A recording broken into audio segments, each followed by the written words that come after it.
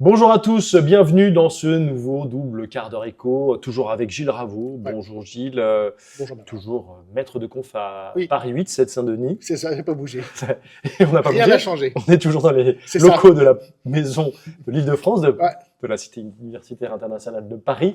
Dans l'actu très riche, Ouais. cette semaine, la taxe de solidarité sur les billets d'avion, aussi Oui. appelée taxe Chirac, Ouais. qui fête ses 20 ans cette année, eh bien, en ce début de mois, elle a augmenté et de façon assez substantielle.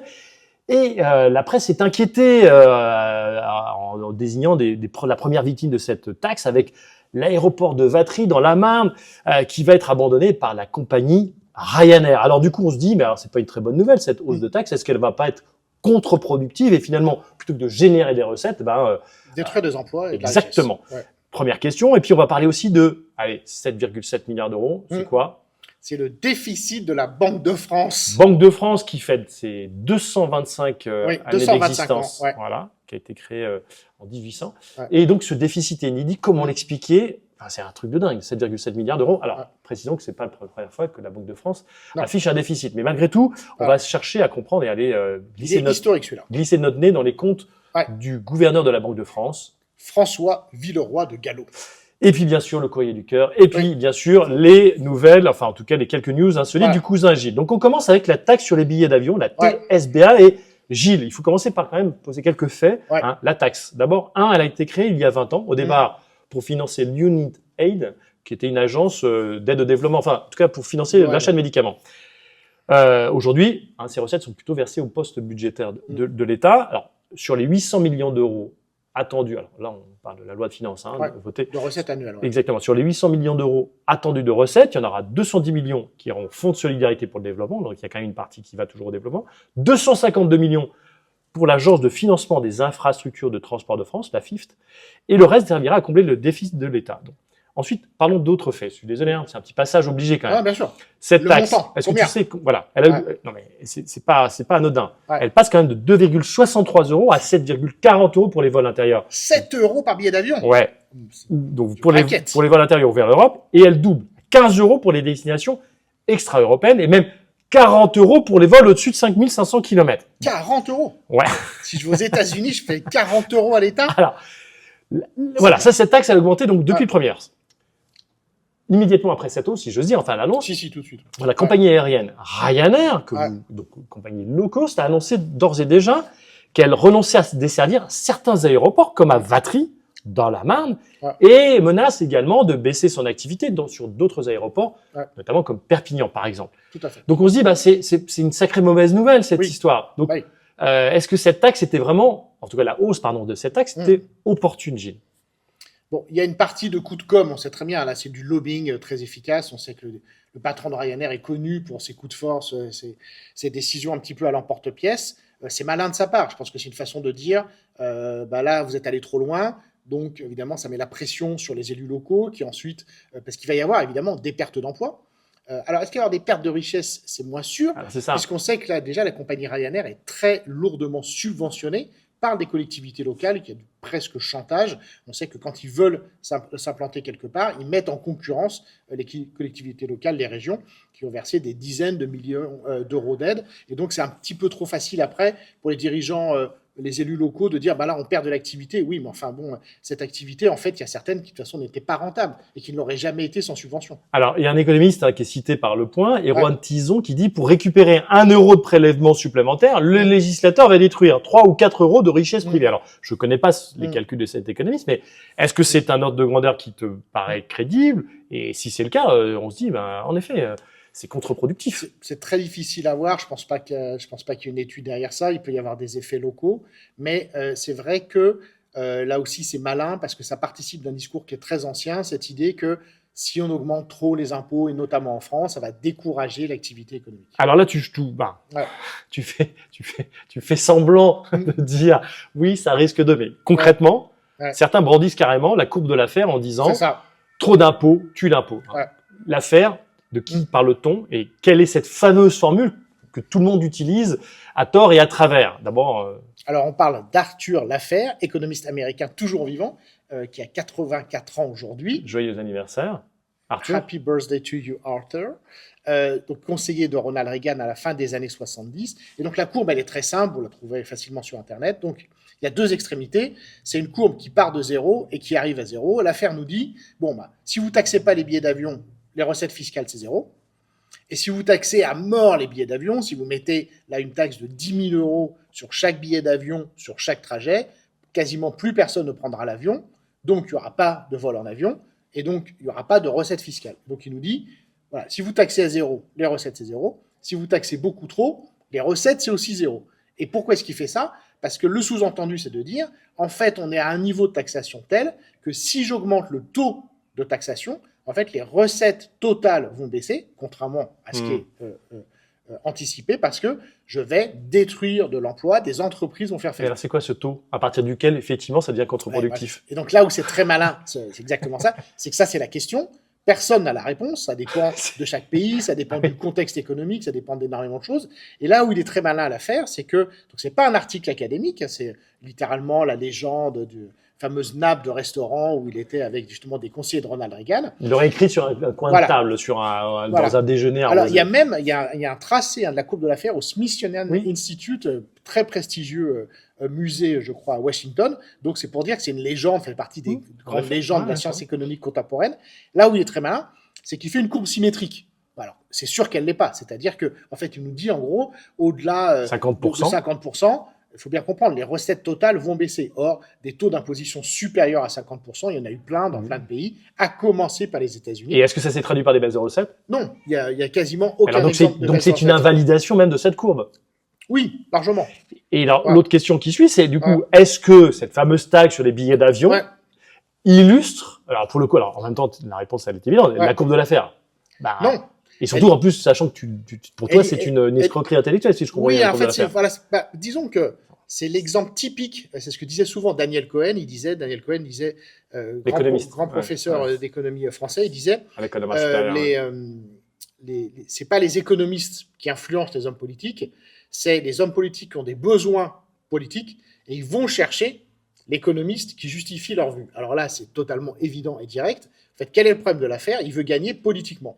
Dans les années 70, les démocrates sont très forts et les démocrates aux États-Unis promettent plus de services publics, plus de dépenses sociales. Et lui, pour des raisons idéologiques, il ne peut pas promettre plus de dépenses sociales. Mais donc, il veut gagner les élections. Il dit même, en fait, les démocrates, c'est le Père Noël. Vous voyez, votez pour les démocrates et vous aurez des cadeaux comme à Noël. Et nous, il faut aussi qu'on soit le Père Noël.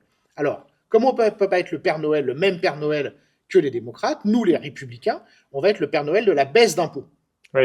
Et donc, voilà, pour vendre économiquement cette idée politique très maligne, qui a eu énormément de succès, donc le gars était hyper intelligent, hein, il fait sa thèse à Princeton, prof à Chicago, c'est un gars très très intelligent, même s'il n'a pas tellement eu une carrière académique parce qu'il est dans la politique très jeune, camarade Arthur, il nous dit, eh ben, je vais inventer une théorie économique qui va être de dire, ben, quand je baisse les impôts, évidemment, ben, ça fait plaisir aux riches et tout, mais en plus, ça va diminuer le déficit public. Et donc c'est ça qui est bidon. Et quand on constate historiquement, alors là on a plein d'exemples, aux États-Unis comme en France, les fortes baisses d'impôts se traduisent toujours par des hausses de dette publique. C'est le cas aux États-Unis, sous Reagan, sous Bush, sous Trump. C'est le cas en France, notamment sous Nicolas Sarkozy. Ça a été le cas aussi avant, sous Édouard Balladur. Alors, tu as réglé son compte à la courbe de l'affaire. Ouais. Cette fameuse taxe, je reviens sur les billets d'avion. Ouais, tout à fait.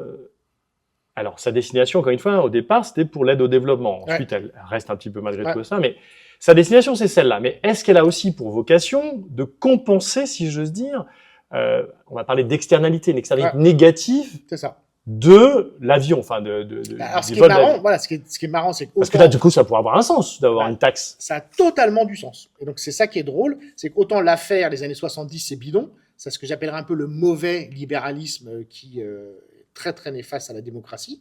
Mais avant ça, il y a eu un très bon libéralisme. Et donc là, nous reculons dans le passé. Nous sommes en 1920, nous sommes en Angleterre, à Cambridge. Nous voyageons, ouais, Nous voyageons dans le temps et dans l'espace.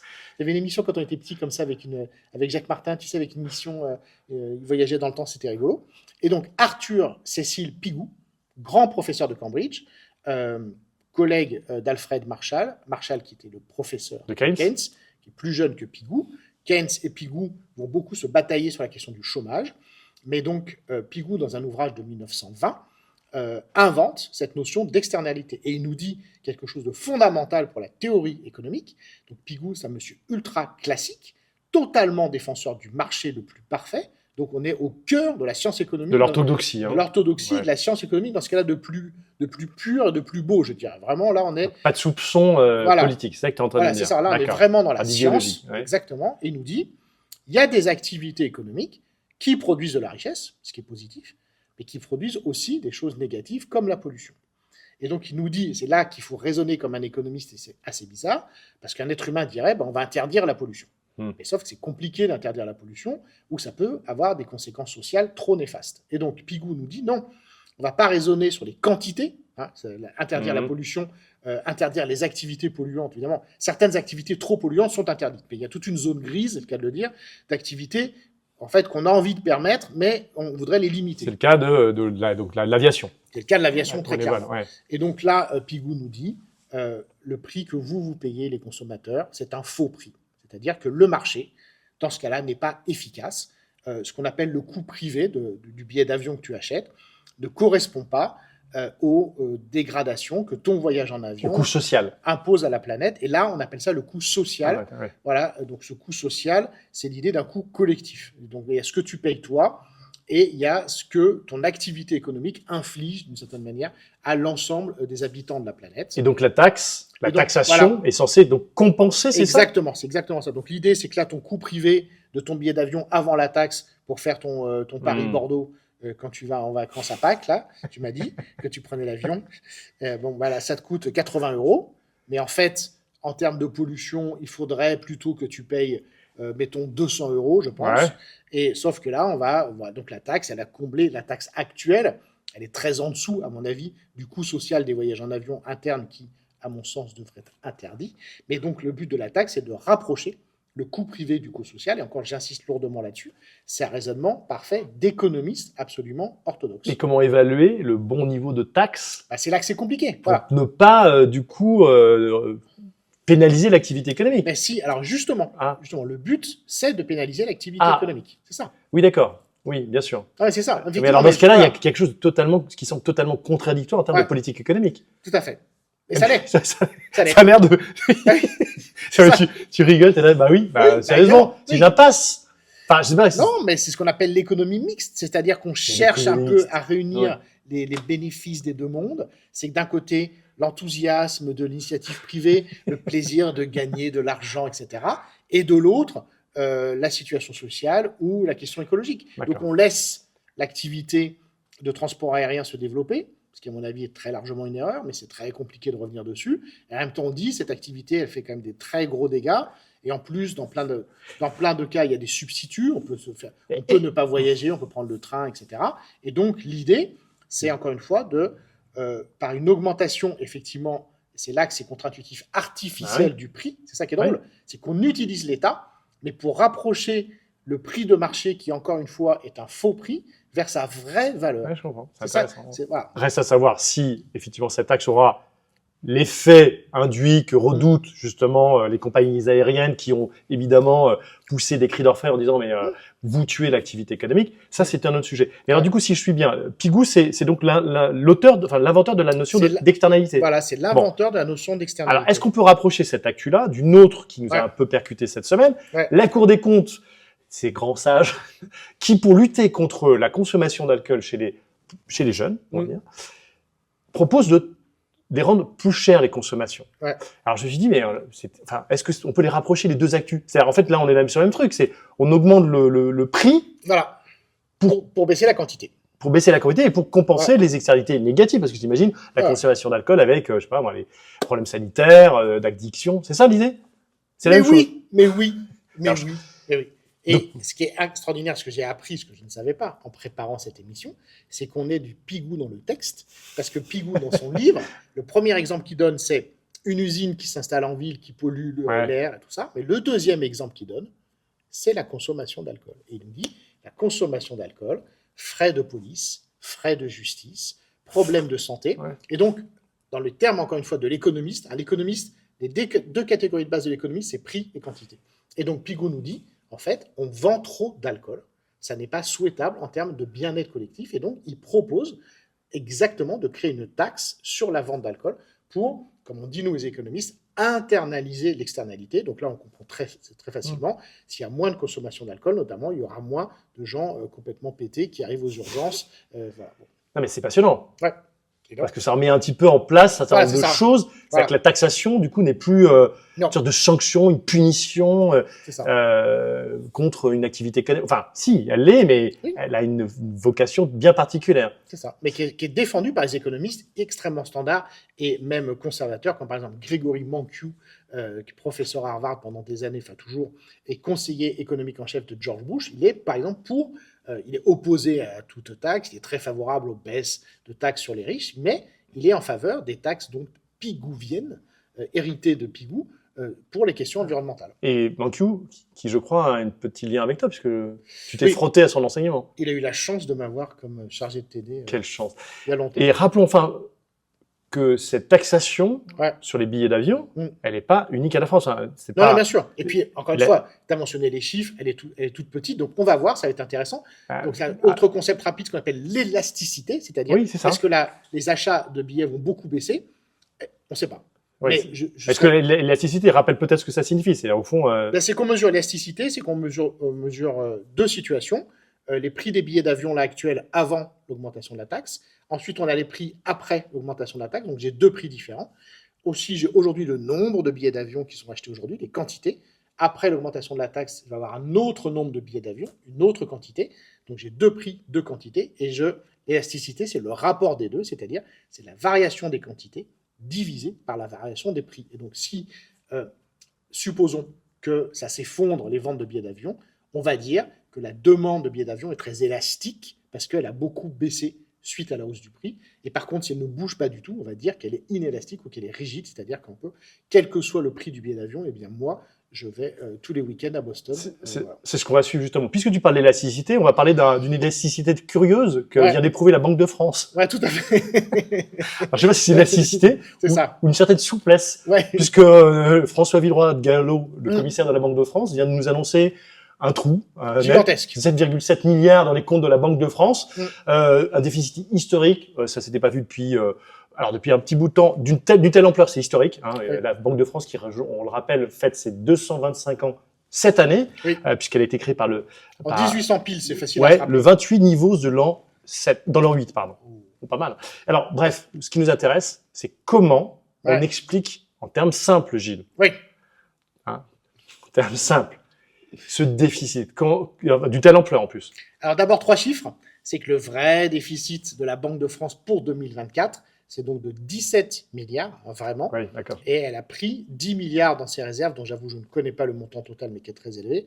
Et donc son déficit comptable, c'est 7 milliards, 17 moins 10, mais son vrai, ce qu'on appelle son déficit économique, elle a bien perdu 17 milliards d'euros l'année dernière. D'accord.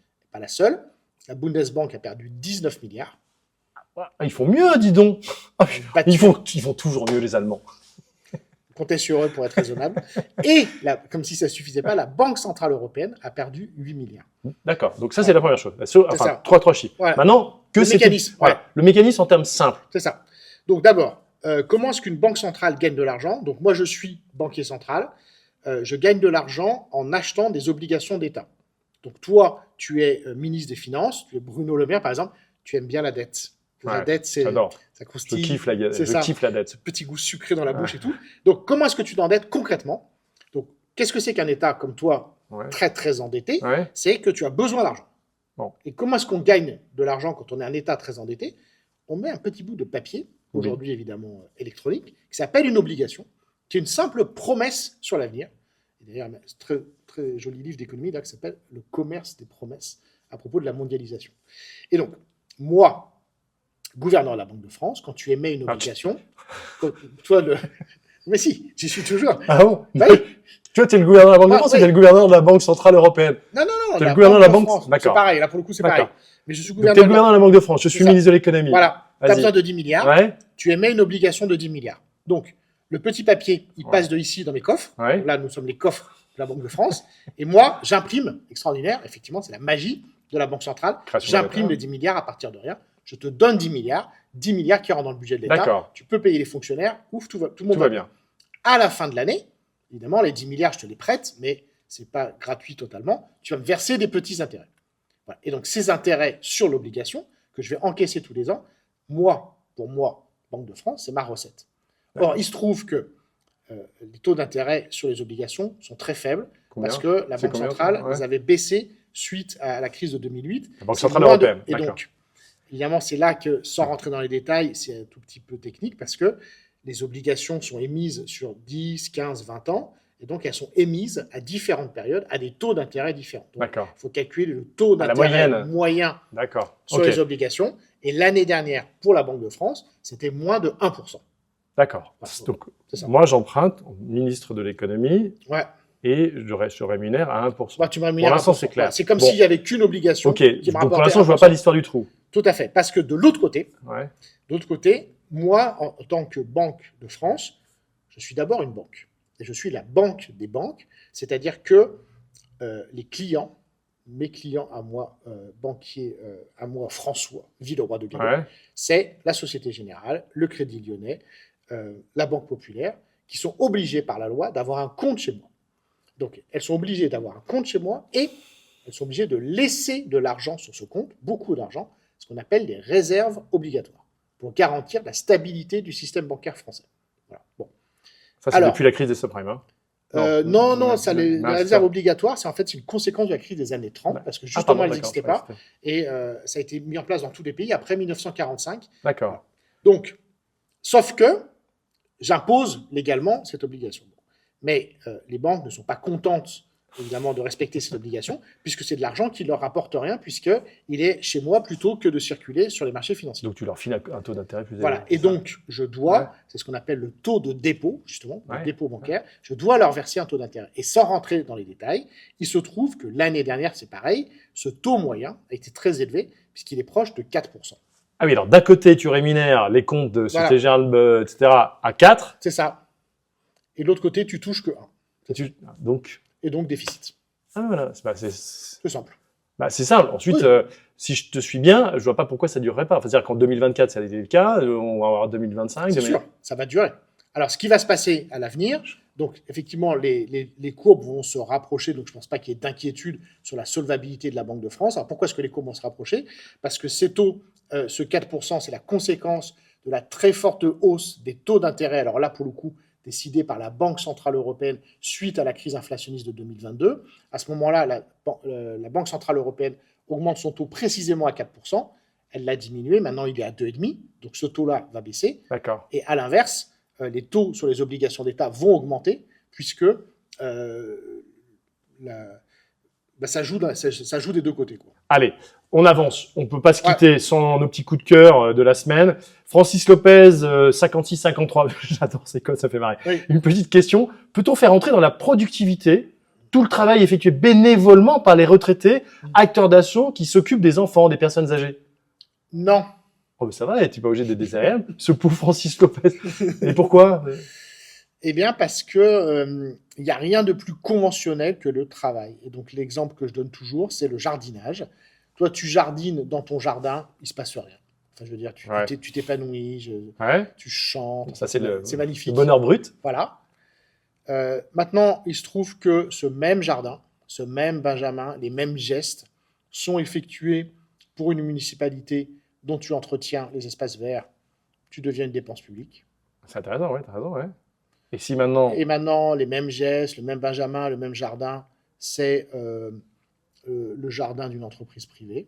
Eh bien là, tu deviens créateur de richesse. Pourquoi? Parce qu'en fait... Parce que tout ça, c'est conventionnel. Quand tu dis conventionnel, ça veut dire quoi? Ça veut rien dire. Non, c'est le mot magique. C'est la norme comptable. Mais non, c'est une norme sociale.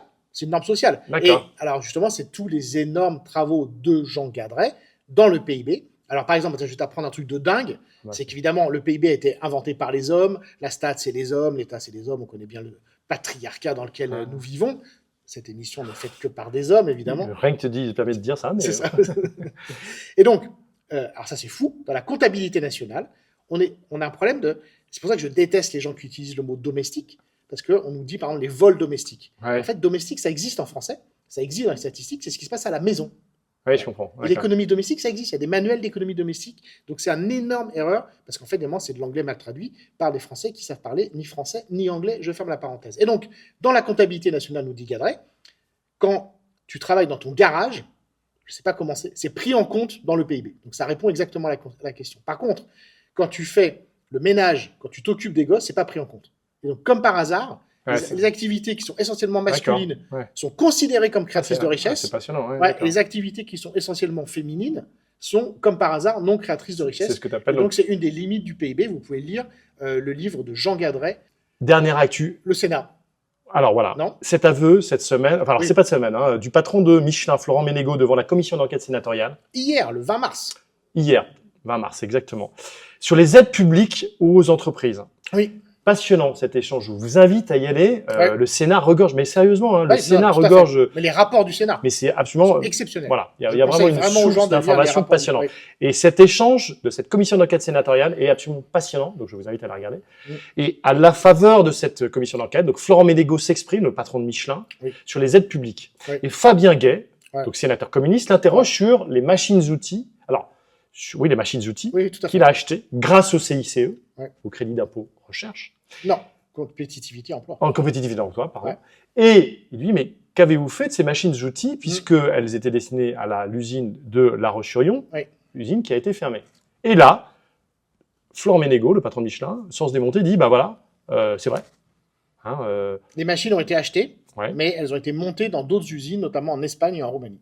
Et là, donc, le sénateur communiste dit, il y a un problème. Et spontanément, c'est ça qui est assez drôle, le camarade PDG dit, effectivement, je ne verrai pas de problème à ce qu'on rembourse les aides, donc l'aide du CICE. Et ça retombe rapidement sur la grande erreur intellectuelle du CICE, qui s'appelle compétitivité emploi, et qui n'était pas fléchée. Et donc, c'est le gros problème de ces aides publiques créées à l'époque. Donc 2013 voilà, c'est ça. Donc, 1er janvier 2013. Jean-Marc Ayrault. Jean-Marc Ayrault. C'est une mesure de gauche. Pardon, excuse-moi, du coup, je voulais pas... Mon cœur. Non, c'est une mesure de Jean-Marc Ayrault et François Hollande. Donc, voilà. Et non, mais c'est vrai que là, bon, je l'avais beaucoup critiqué à l'époque. C'est une énorme erreur qui a été amplifiée et poursuivie par le fils de François Hollande qui s'appelle Emmanuel Macron. C'est-à-dire que c'est quand même complètement dingue. À l'époque, en fait, on a baissé le coût salarial pour toutes les grandes entreprises françaises.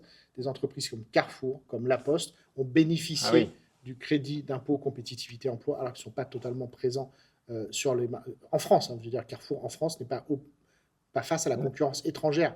Et par exemple, Ménégo nous dit, il le dit, je ne sais pas si c'est vrai, c'est-à-dire que c'est un vrai problème dans le débat public, on n'a pas accès aux chiffres des entreprises, c'est un problème qui ne peut pas être résolu, mais qui est quand même important. Il nous dit, dans cette même audition, à l'époque, il nous dit c'était l'usine de fabrication de poids lourds, de pneus, poids lourds, la plus chère du monde. Oui, c'est ce qu'il a répété. C'est pour ça qu'il l'a fermé. Donc, on est d'accord, il y a un problème de compétitivité de l'économie française.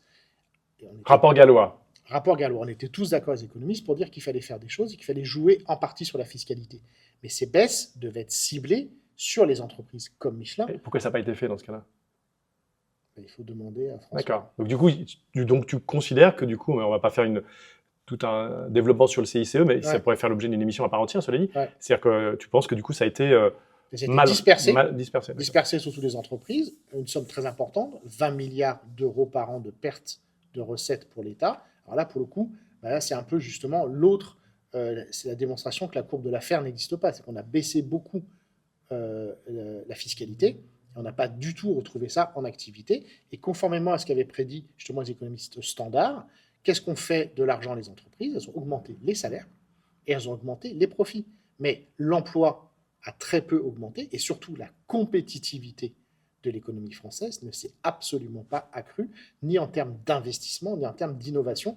Et donc on voit bien, 12 ans plus tard, que malheureusement, le fait d'avoir fait des mauvais choix à ce moment-là fait qu'aujourd'hui encore, l'industrie française est encore moins compétitive qu'elle l'était il y a 12 ans. Donc, ciblage aurait été plus que souhaitable. Et alors, il y a une question qui me brûle les lèvres, parce que du coup, mais bon, ça va nous emmener encore au-delà du double quart d'heure, ça m'agace. Non, mais donc pourquoi ne pas les avoir conditionnées, ces aides, tout simplement, et dire, bon voilà, si vous ne créez pas tant d'emplois avec des indicateurs bien précis, alors vous serez privé.